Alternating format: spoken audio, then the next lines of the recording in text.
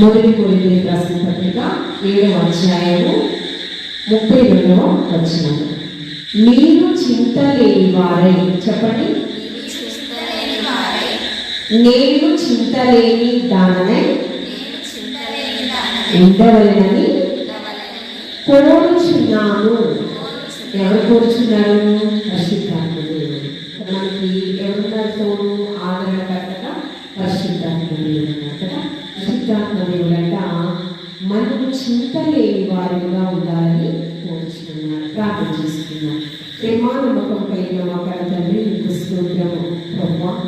చింత లేని వారిగా ఉండాలని మేము ఆశపడుచు ఉన్నాము ప్రభువా.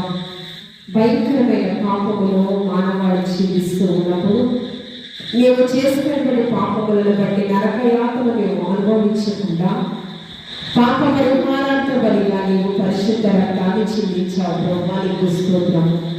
నీ వాక్యముతో నాతో మాతో సంఘముతో సూటిగా ముఖాంతరం నుంచి మీరు మాట్లాడండి.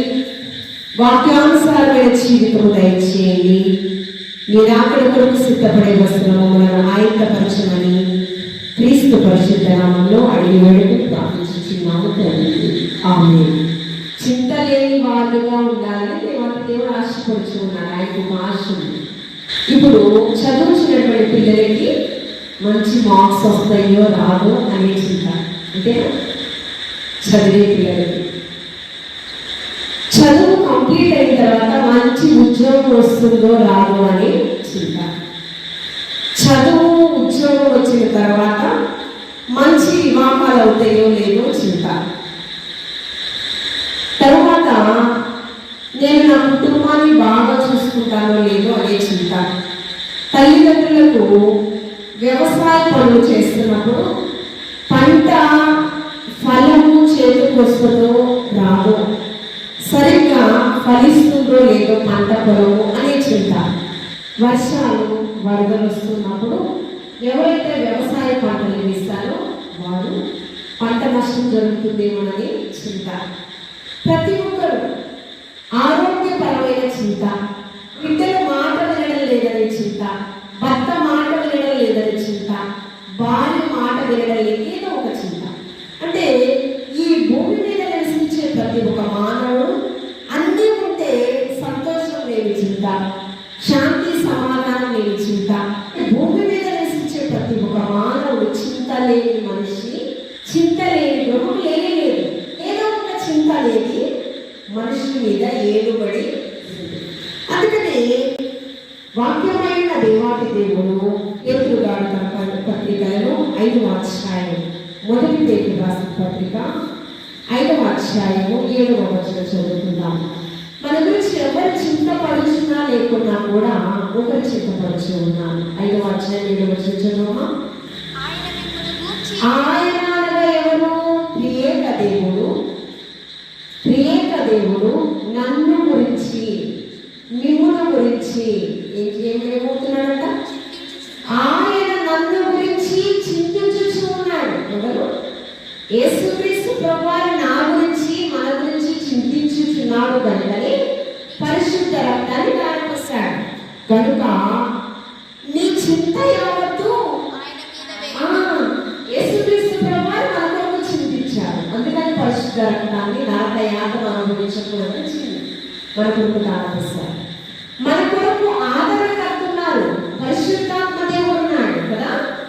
యేసుక్రీస్తు ప్రభువారు మనకు ఒక మధ్యవర్తిగా, ఆదరణకర్తగా పరిశుద్ధాత్మ.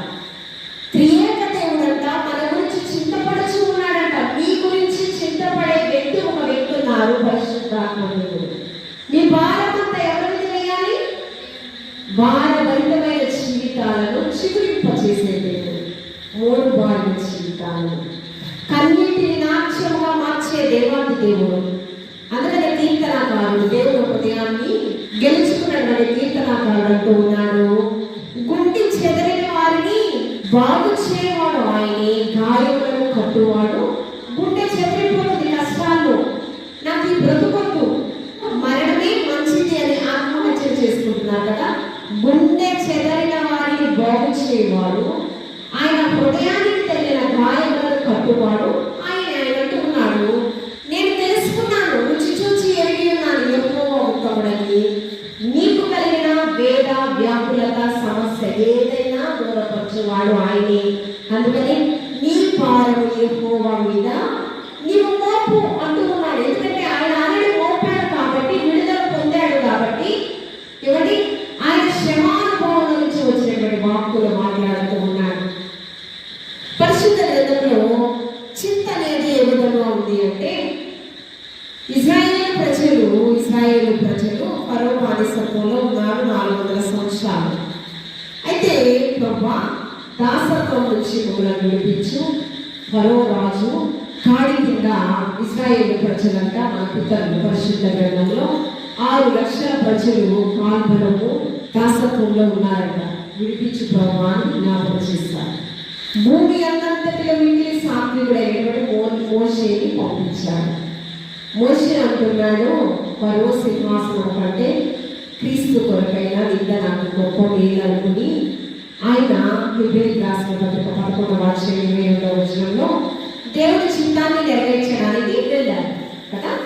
అక్కడికి వెళ్ళిన తర్వాత మీరు ఏం చేస్తున్నారు? అయ్యా, నువ్వు ఫరో కుమారుడుగా ఉండే గొప్ప ఆధిక్యత కోల్పోయావు, థ్యాంక్స్ అయ్యా అని చెప్పాల. మమ్మలను దాసత్వం నుంచి విడిపించడానికి పర్వతాన్ని మా దగ్గర నిన్ను పంపించాడు అని దేవుడికి థ్యాంక్స్ చెప్పలేదు. అరణ్య మార్గంలో 40 దినాలే నడవాలి, కానాను దేశాన్ని స్వతంత్రించుకోవాలి.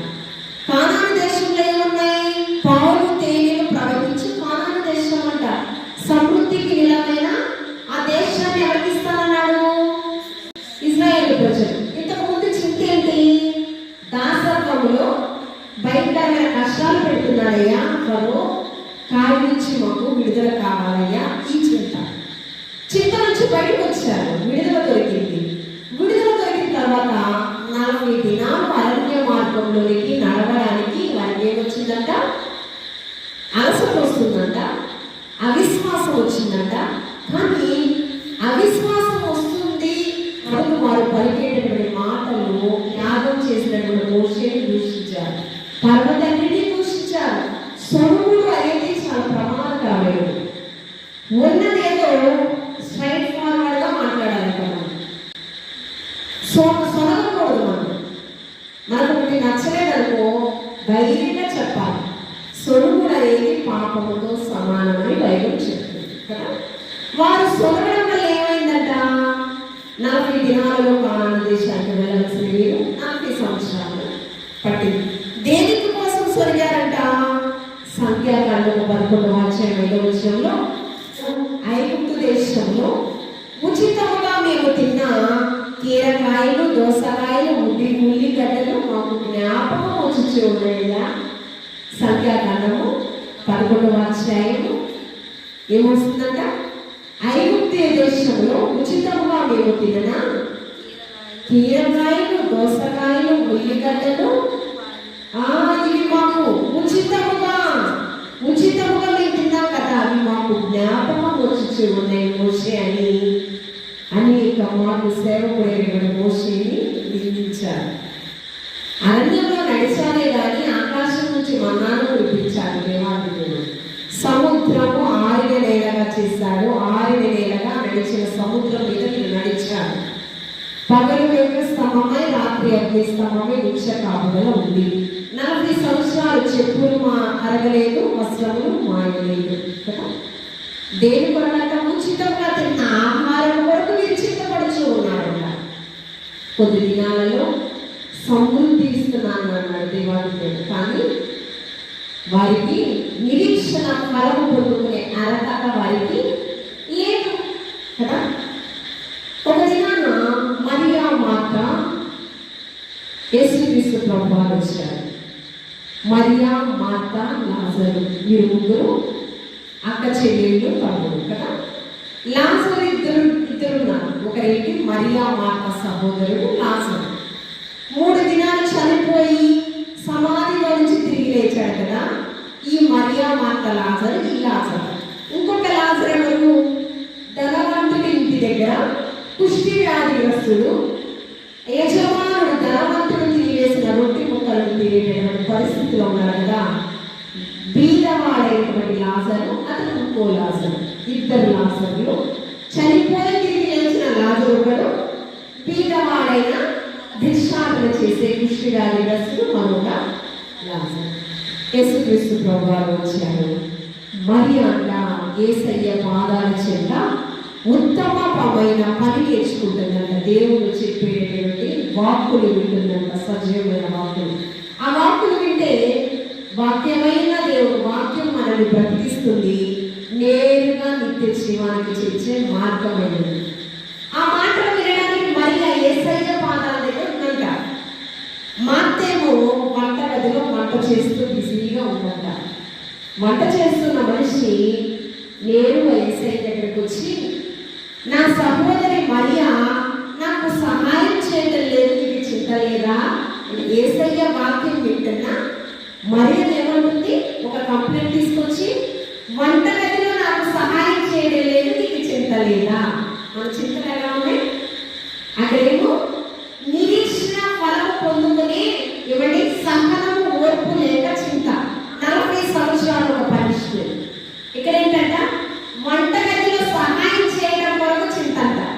మాత్రం ఇలాంటి చింతలు అనుకున్నప్పుడు ఒకసారి యేసుక్రీస్తు ప్రభువారు శిష్యులు ఉన్నారు, తోడేలో పేతురు కూడా ఉన్నారు. ఈ మరియా మార్త ఈ చింత లూకాసు సువార్త 10వ అధ్యాయం 4వ వచనంలో నేను చెప్పిన వాక్యం ఉంటుంది. యేసుక్రీస్తు ప్రభువారు శిష్యులతో సువార్త పర్యటనలో ఉన్నారు. వాళ్ళు ప్రయాణిస్తూ ఉన్నారు. ప్రయాణిస్తూ ఉన్నప్పుడు నావ మునిగిపోచి ఉన్నది. ఈ లూకాసు సువార్త 4వ అధ్యాయం 38వ వచనంలో నావ మునిగిపోతుంది. యేసుక్రీస్తు ప్రభువారంట తలగడ వేసుకుని మరీ నిద్రలో ఉన్నారంట. యేసుక్రీస్తు ప్రభువారు ఏం చేశారు? తలగడ వేసుకుని మరీ నిద్ర పోతూ ఉన్నారంట. నిద్రపోతున్నారా? కళ్ళు మూసుకున్నారా? సృష్టిలో ఉన్న ఆది కాండం 1వ అధ్యాయం ఏముంది? సృష్టిలో ఉన్న ఆకాశము, భూమి, నక్షత్రాలు, పంట పొలాలు, జలచర జీవరాశులు, సృష్టిలో ఉన్న సమస్తములు కలుగును గాక అంటే కలిగింది. ఎలాగా? నోటి మాట ద్వారా పరమతండ్రి కలుగును గాక అంటే కలిగింది. నీరు కూడా ఆయన నిర్మించిందే, కలుగును గాక అంటే కలిగింది అంతే. పంచభూతాలు, ఆకాశము, గాలి, నీరు, భూమి, అగ్ని, ఇది కలుగును గాక అంటే కలిగింది. ఆ నీటిని సృష్టించింది, నదిని సృష్టించింది ఎవరు? సృష్టికర్తే కదా. ఇది సృష్టించింది. తుఫానులు, ఏమంటే గాలి, సృష్టిలో పంచభూతాలలో ఒకటి నీరు, గాలి అని చెప్పాను. గాలి పెను తుఫానులు కలుగు అని అంటే అవి తుఫానుగా మారింది. గాలి తుఫానుగా మారాలి అని ఆదేశించింది ఎవరు? భయంకరమైన నీళ్లు, గాలులు, పిడుగులు వస్తాయి కదా. ఎడారుల్లో పంట పొలాల్లో పిడుగులు వస్తాయి కదా. అగ్ని, ఇది పంచభూతాలు, దేవుడి సృష్టి. ఆదేశించాడంట. ఆ పెనుగాలికంట నావ మునిగిపోతూ ఉన్నాడు. ఆదేశించింది ఎవరు? పరమతండ్రి. సృష్టి కంటే ఆ పెను తుఫానుని నిమ్మడపరచగలడు అనే విశ్వాసము శిష్యులలో మొదటి శిష్యుడు పేతురు ఉండాలా వద్దా? అప్పటికే ఎన్నో అద్భుత కార్యాలు చేశాడా లేదా?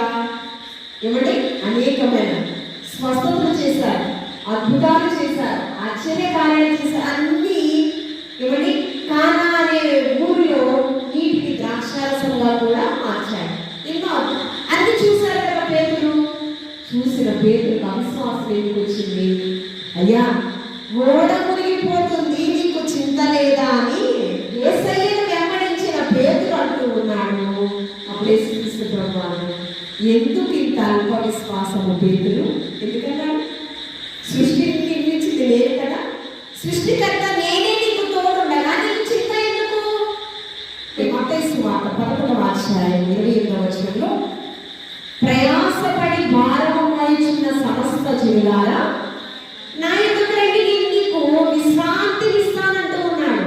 ఎంతగానో ప్రయాసపడుతూ ఉంటాం కదా, వ్యవసాయం చేసే విషయములలో ప్రయాసపడుతూ ఉంటాం కదా. ఆ విజయాన్ని ఇచ్చేది ఎవరంట? ఫలితాన్ని ఇచ్చేది ఎవరంట? పంటను సరిగ్గా పండేలా చేసేది ఎవరంట? తెగులు పేద రాకుండా చేసేది ఎవరంట? సృష్టికర్త. నీ ప్రయాస ఏదైనా నీకు విజయం కావాలంటే ఆ ప్రయాసలో ప్రయాసపడి భారము మోయుచున్న సమస్త జనులారా నా యొద్దకు రండి, నేను మీకు విశ్రాంతి ఇస్తానని అంటాడు. దానియేలు గ్రంథంలో దానియేలు యొక్క స్నేహితుల పేరు చెప్పగలరా? షడ్రక్, మేషక్, అబేద్నెగో కదా. ఈ దానియేలు, షడ్రక్, మేషక్, అబేద్నెగో ఈ పేర్లు తల్లిదండ్రులు పెట్టిన పేర్లు కాదు. నెబుకద్నెజరు మార్చిన పేర్లు ఇవి. బాబిలోనీయులు పరిపాలించేటువంటి రాజు నెబుకద్నెజరు కదా. వారి పేర్లు అసలైన పేర్లు ఏంటి?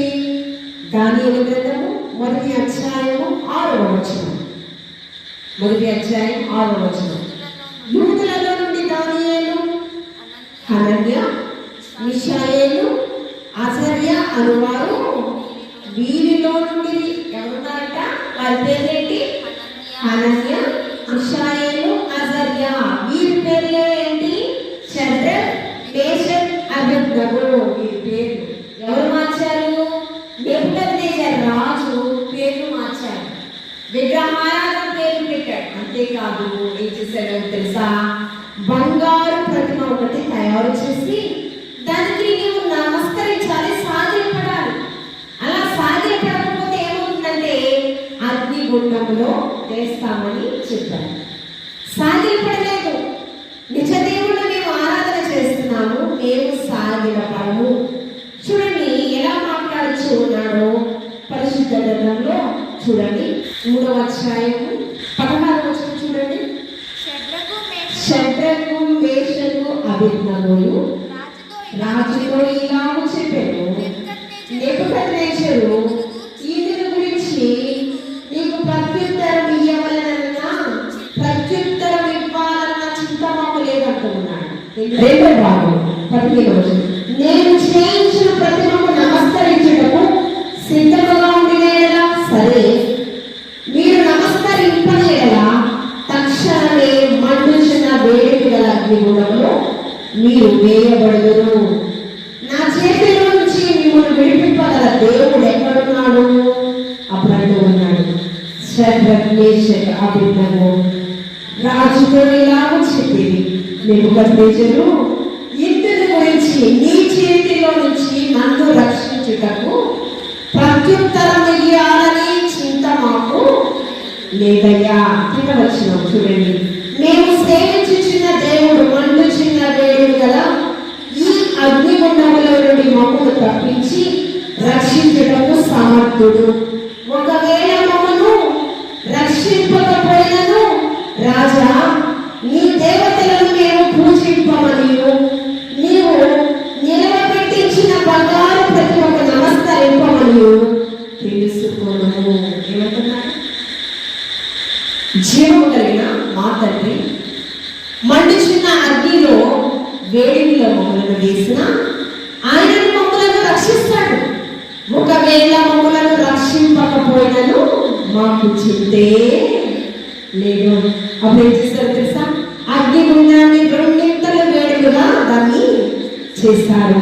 అగ్నిగుండంలో వేసినా కూడా షడ్రక్, మేషక్, అబేద్నెగోకు ఏ హాని.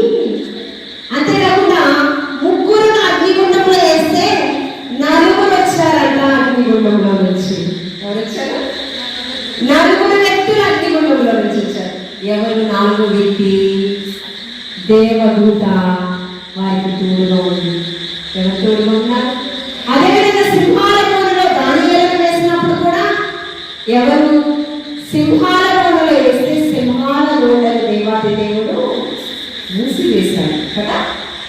ఇక్కడ అగ్నిగుండంలో వేసిన నాకు చింత లేదంటూ ఉన్నారు దానియేలు యొక్క స్నేహితులు.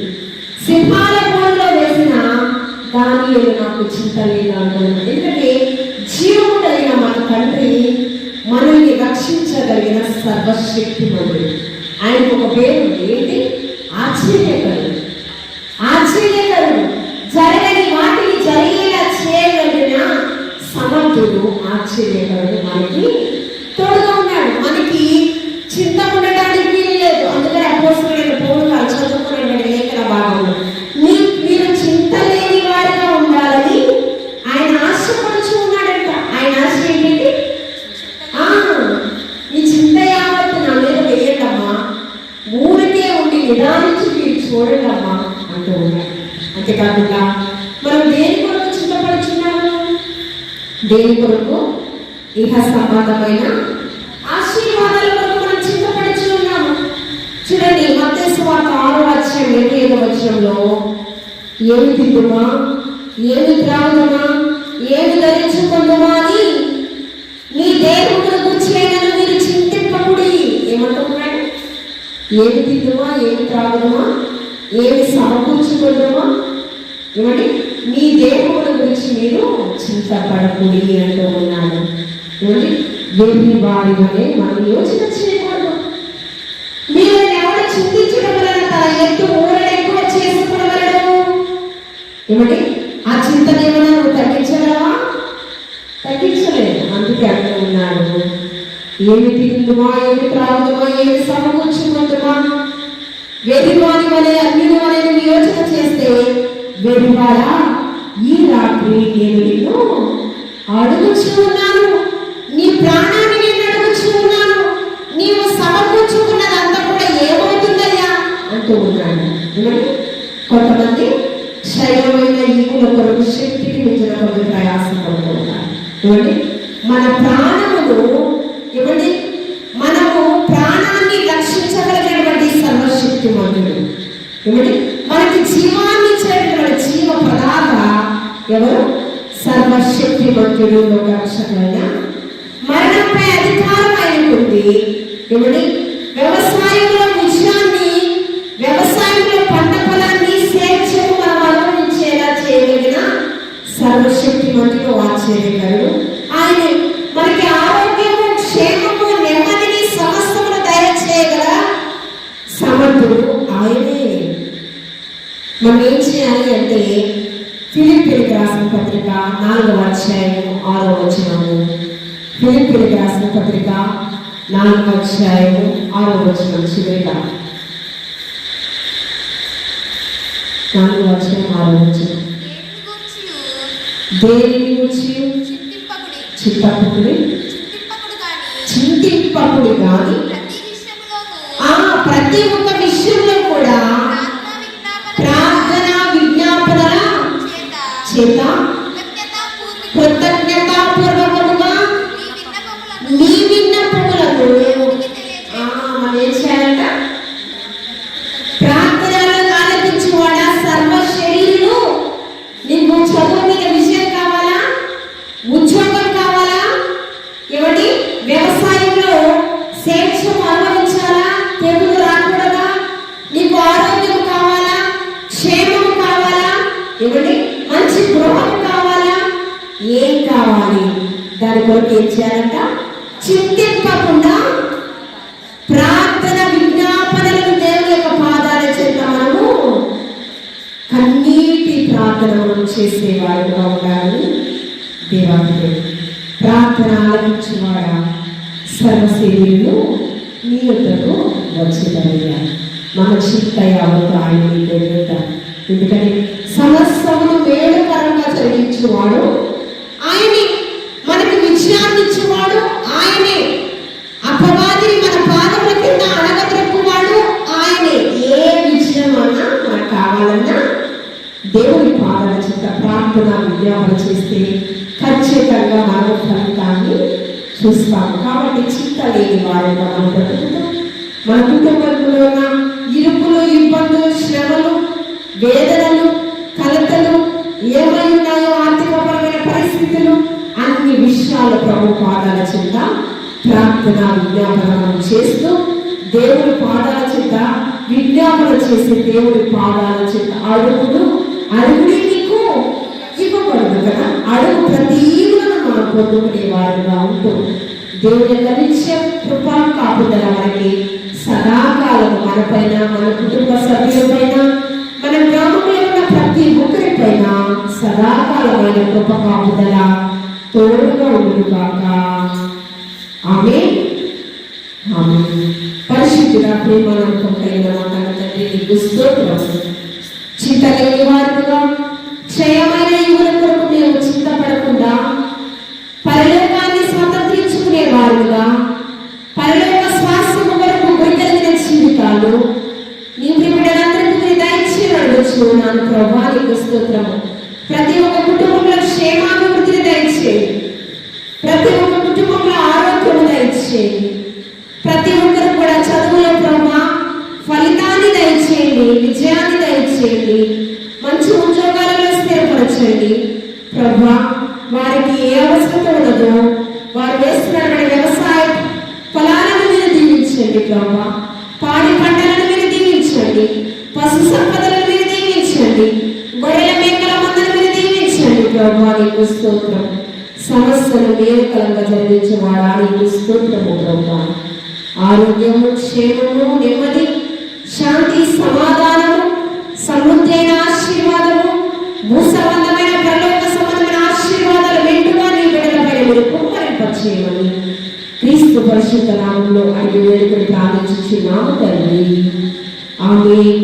తండ్రి, కుమార, పరిశుద్ధాత్మ త్రియేకదేవుని నిండు దీవెనలు ఇప్పుడు ఎల్లప్పుడు సదాకాలము మీకు, మీ కుటుంబంలో ఉన్న ప్రతి ఒక్కరికి, ఈ స్వరం ఎంతవరకు వినబడుచున్నదో ప్రతి ఒక్కరికి సదాకాలం నిలిచి తోడైనను గాక. ఆమేన్. యేసు రక్తమే జయం, శిలువ రక్తమే జయం.